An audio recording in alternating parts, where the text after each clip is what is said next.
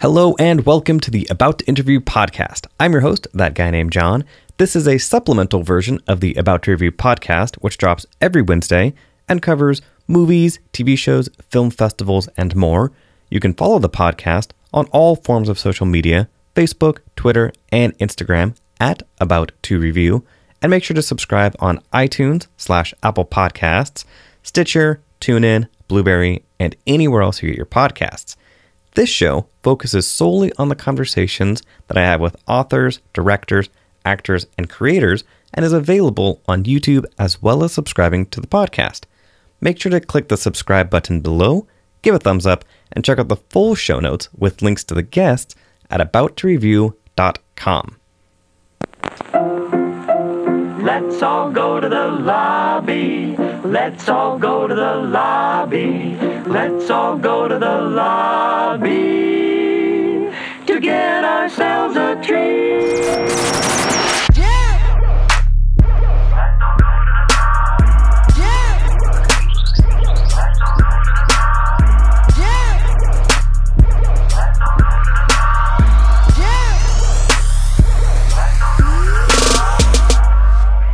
So sitting down with Bo Burnham, the writer and director of 8th grade, as well as the star of 8th grade, Elsie Fisher. Welcome to the show, both of you. Thanks for having us.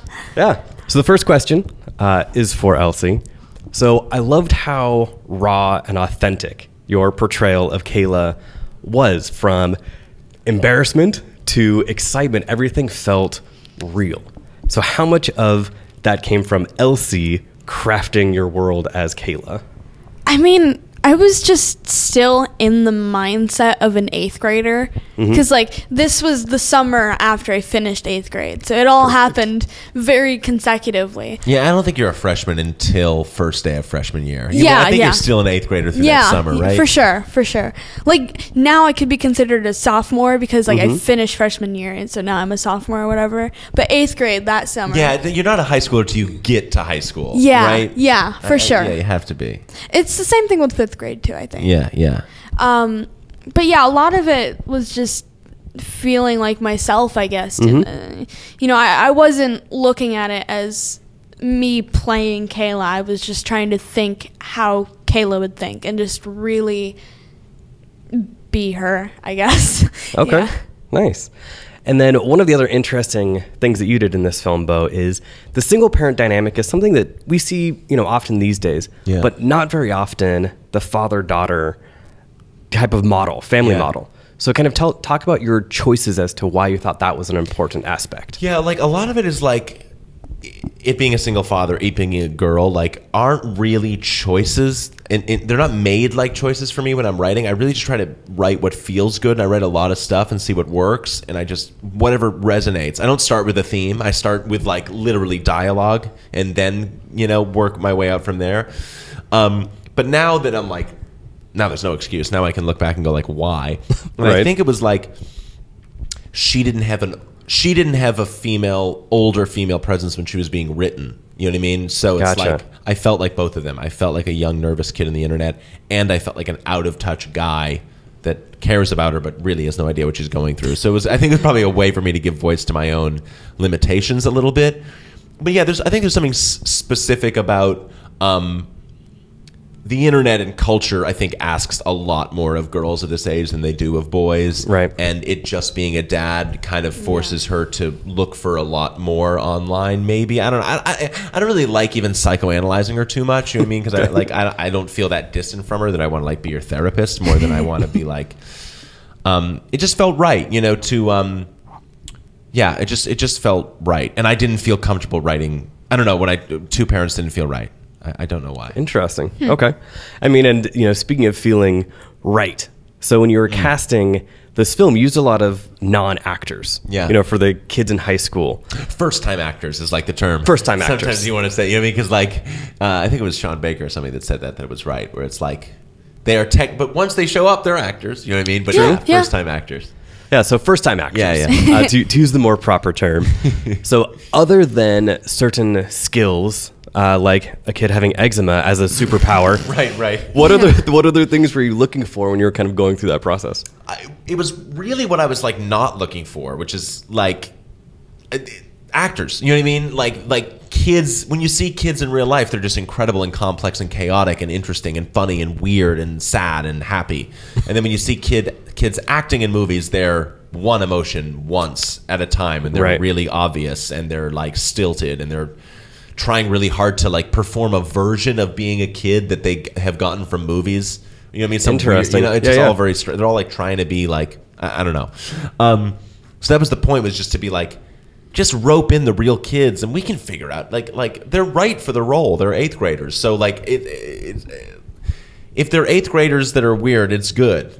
And like there are even moments, they're hard to notice, but like there are moments when some kids look into the lens, and I'm like actually kind of okay with that, because I'm like, yeah, like I did notice that a couple times in the classroom. Looking at the lens, and it's like, yeah, exactly. It's like, why is this camera here? Why are you like that's almost truer than anything. Right? It's like, yeah.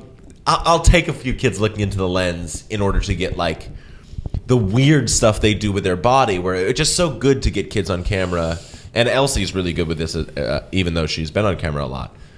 To not rely on the tricks that kids are taught, or all actors are taught when you have to be on camera, which is a certain type of precision that we were just not after. We were after something more. Yeah. Again, just that kind of, like we talked about before, like that raw authenticity. Exactly. Yeah. And the reason I brought up the eczema is because you said that after the post-screening Q&A, that when you were asking the kids kind of anything special, and one of the kids I asked a girl, I would ask all the kids, what's your name? Do you have a special talent? And one girl, I said, what's your name? She said her name. I said, do you have a special talent? She goes, I have eczema. Another one, I was saying, there are 2 twins in the movie who are wonderful, and I asked they each came up separate, and I was like, what's your name? And they were like, Lisa. What do you like to do?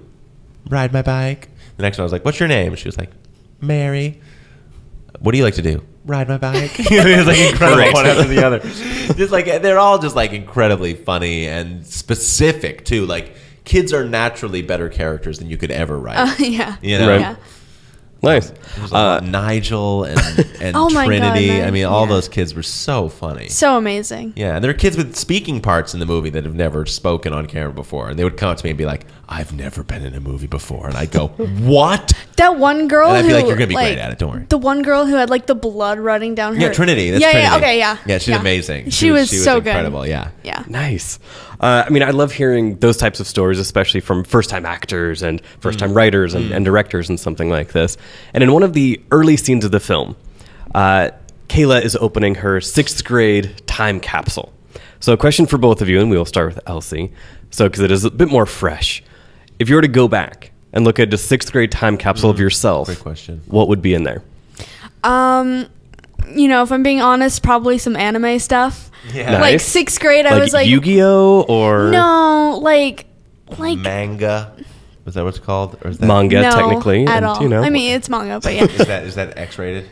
No, no, you're Okay. good. Yeah, Manga That's- is the black and white comic Okay, book. okay, Yeah, okay, version okay, of no, anime. don't. Okay, sorry. Keep going. You simple child. Yeah, Anyways, exactly. no, just like whatever, like Madoka Magica, like magical yeah, girl yeah. stuff, maybe Sailor Moon. You know, like a lot of animated TV shows, like Steven Universe. Love it. Yeah, I still love it now. What a cute show. I would find my really bad early drawings, because 6th grade was right when I started drawing. I'd probably find some Minecraft stuff. You know, and I'd find, like, I don't know, I used to, I would find, I don't know how I would find this, but I would probably find some remnant of my old Minecraft YouTube channel. Wow. That was, like, my thing in, like, 5th and 6th grade. I was, like, kind of cool, because, like, I was the only kid who had their own Minecraft YouTube channel, and I had 60 subscribers. Whoa, I was like, watch out now. "Dang, get out of here." So this is this movie is nothing. I mean, can you stop big timing all of us I know, right now? I know. mean, I know. Wow. I'm so sorry. I'm sorry.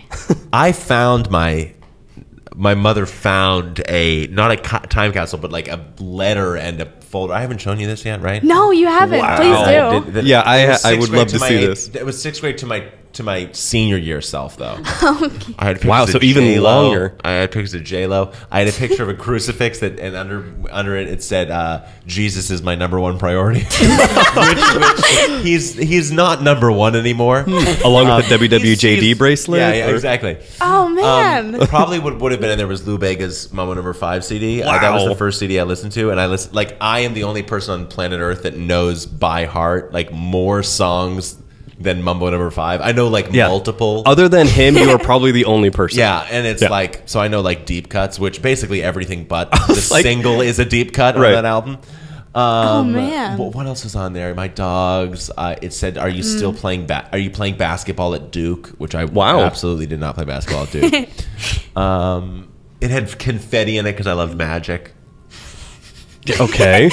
Luckily, you're Oh, not wearing any man. sleeves right now because I would be waiting for you to pull something out. Oh, I could still do it. You give me a coin, I'll show you something. Yeah, Okay. he does magic tricks, like card tricks. Very good. I mean, I remember some of that from the old Vine days. Yep. So- Yeah. I integrated it all. Rest in peace, Vine. R.I.P. Right. Get ready for R.I.P. Vine 2 to VINE. come out.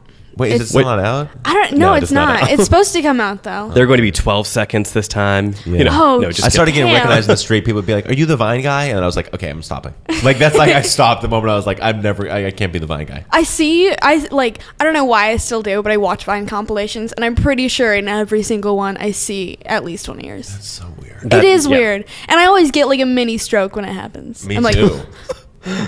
Well, especially because you're looking at yourself from, just a few years ago. Maybe when that was It's going not on. all right. It's funny because I you look have a lot better than that. You have the My the big glasses. glasses, and my long Glasses, hair. Yeah. I don't know what. I mean, I don't know what I was thinking. But You- I'm saying like that's funny for you. It's like I Oh, was totally. 23 and I'm still like at least 4 years ago, and I It's- feel so much older and different now. It's So funny you're gonna because keep you changing and look keep changing. entirely different. You Yeah. look Yeah. like if I didn't know who you were, I would be like, those are two different, possibly All right, related well, people. all right, pump the brakes. Jeez. Whatever, Laying into me with 60 Minecraft subscribers. whatever. Wow. You know you're 60 cool. YouTube subscribers. Yeah. Yeah. But going, kind of similar, with things that you did in the past and things that are going on now. Another thing that Kayla does in the movie is she writes out a list of things that she wants and how to get them. So kind of thinking about things you have worked on in the past, and then now with 8th grade, doing the festival circuit, kind of what is something, Elsie, on your list right now that you want to do, and how do you plan on getting it? Okay. Questions. I have a lot of Thank things you. I want to do. One of them is I want to start making music. Okay. And how I'm doing that is by not sleeping and playing my piano and ukulele and guitar until 3 a.m. Okay. So, yeah. You still sleep, but yeah. I was like, Nah. in a couple hours. Yeah. Yeah. You're young. You have time to sleep Whatever. later. Sleep till Brooklyn, yeah, totally. Wow, Beastie Boys just dropping that. Yeah, I'm so tired. A great Beatles song John Lennon was writing because he was up all night writing songs. Yeah. Exactly. And then similar with you, Bo. So what is something that you want, and how are you getting it? Big muscles. I got a membership at Crunch. I don't know. Things I want, how to get them. I want inner peace. Truly. Okay. Yeah. So I'm gonna try to not drink as much caffeine. See, Valid. when you get older, they start to suck. Yours is great. Like I want to play music, so I get to stay up all night. Mine's like I want to, like I just not want be to survive. constipated all the time, so I need to Actualization. eat less celery or something. That doesn't add up. No, yeah. Okay. Another theme in the movie is that I really enjoyed is you talked about, and I'm talking about Elsie playing Kayla. You talked about the different versions of yourself. Like whether it's a piano player, the ukulele player, the party you, the movie you. Yeah. So again, a question to both of you: which is the you that you are the most comfortable? Is it the actor you? Is it the student? Is it the piano player? The most comfortable me is probably like the artist me, as in like drawing, Yeah, she's a because great illustrator. Okay. yeah, because that's something I've just I will have to see those drawings from 6th grade first to make a judgment, but And her illustrations are in the movie. yeah. oh, okay. So the ones that you were doing in the notebook, that Yeah, was those like, are mine. Okay, Yeah, nice. Those are they feel so old now. 'Cause Yeah, and those my are, like, style simple changes style. so Yeah. She has fast. like cool watercolor stuff too. Okay. But yeah, Own tough girl. that feels like the most true me, aside from like the 3 a.m. on my phone, double chin scrolling me. Just because like that's something I've done. Like it feels like for forever now, and it's a place where I can like express myself without worrying about stuff because I know exactly what I'm doing. Whereas like with music, you know, I still don't know that much, and with acting, I can't like think about what I'm doing per se. I have to feel it. But art, I can really just do it, and like I know. In control. Yeah, I'm very in control of it, and it feels very comforting to me. I love expressing myself in everything, but like drawing is very special to me. Nice. Yeah. And then now with Bo, so again, like with the stand-up comedy, with now writing and directing a film, which is the you that you are the most comfortable with? Dog owner. Dog owner, okay. Truly. Just simple dog owner. But You say simple, but everybody that I know who has a dog, they're like, okay, I have to be home by this time because Fluffy needs this. And I'm like, okay, this is no longer simple. I know, Yeah. I'm on the road too. My girlfriend's very good with it. No, but truly, I'm way more comfortable. It's a great question. Yeah, I The love this. director, and I just love that you took that part of the movie because no one's ever said that part Yeah, of the movie. like that movie and is the very one with the important to me. list, I really like that. These are great questions. Thank you. But the very thing Gucci. of like Very Gucci. Wow. but that is a significant part of the story to me. The Yeah, use, yeah. all the use, and that's like a anyway. Director definitely way more comfortable than comedian. Like I felt very, I did feel. I could, the joke answer is dog, but owner, but like I did feel very, very comfortable on set in terms of like, and it was like a challenge and all stressful, but it felt like, you know, we were all rising to those stresses, but it was like, it did feel like, oh, this has been leading to this. Not that I'm like the best at it. I'm not saying I'm amazing at it. I'm just saying like, it felt right to me. It felt like I was to in me control too. of It feels right for you to do that. Like he's an amazing director, like amazing. So was it very... Watch this. Say, all my juice is gone. I guess. Never mind, all my juice is Yeah, exactly. I mean, so yeah, that was something where, you know, when he was behind the lens, you still felt connected to him. And Yeah, it felt, yeah. Okay. Yeah, it's nice because like there's this weird connection between us because I think we're similar people. But yeah, like I haven't gotten to work with the director as closely as Bo because I've never been a lead before or this big a part in a film. But I could always rely on him for anything that I needed. And I was always interested in like, oh man, I love doing this. Oh, I like writing. Oh, I liked performing kind of. I liked acting kind of. I liked this. I liked all this stuff, and I could never find something that I was happy with. And then I did this, and I felt like it was everything I liked doing. Because I do feel as a director, I'm like, I am acting. Well, I like to act with the actors. I like to like get in into it with them. I like to be in it with them. I hope they feel me in the scenes with them, not intrusively, but like. And that was something else I was going to ask. Is it difficult because you have spent so much of, you know, this early part of your career in front of the camera, then being behind it, is it hard then? Do you have to fight that instinct to then get in front? No. My instinct when I was in front was always to move out of the way, he said. Was always to move out of the way. Yeah, so no, that wasn't hard. But it was very natural. I don't know. It was just to go like, I often feel like when I sometimes watch actors in movies, sometimes I feel like, oh, these actors are stranded. Like I can tell they're like, they're not being seen by the director or anybody. And like, they're having to be so alone up there when like, for me, there's a lot of technical stuff in filmmaking, a lot of things to tend to, but the entire focus, first, second, third, fourth priority when I'm on set is the actor's performance in front of the camera. That is like, when that's happening, that is all I'm caring about and looking at. Like, you do all the technical stuff and plan so that that's in place. But, like, I hope actors that I work with feel seen by me and feel by me that don't worry, I'm in this with you, and we're going to figure this out together. Nice. And there's not kind of that, well, you would almost say that classical distinction of director-actor hierarchy. Like, it sounds like it is much more familiar and...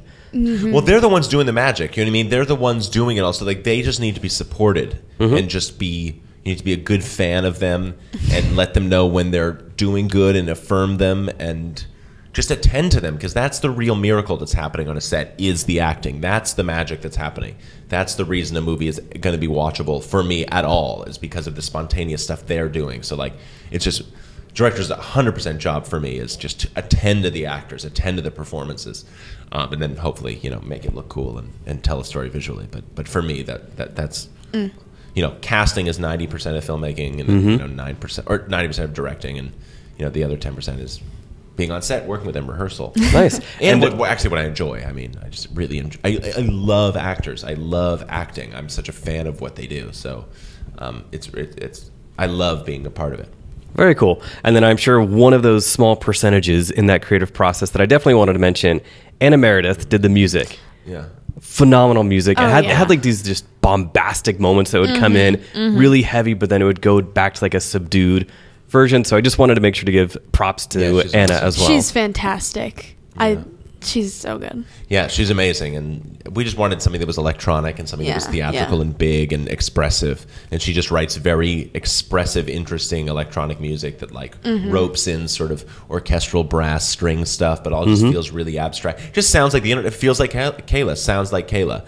And Anna really personally related to the story as well. So she did a lot of her own storytelling in that as well. But yeah, she's that whole subconscious of the film. I'm so lucky that we got her involved. Awesome. Well, very cool. We got the signal from the producer. So thank you so much, Bo Burnham and Elsie Fisher. The film is 8th grade. By the time this episode drops, the movie will be in theaters, so definitely go check it out. Thank you both again. Appreciate it. Thanks for having us. Thanks for having us. Cool. Great questions, man, for real. Yeah. Thanks. Those were fun. I know. We've been answering stuff all day, and it's like those were the first fun ones. Let's all go to the lobby. Let's all go to the lobby. Let's all go to the lobby to get ourselves a treat.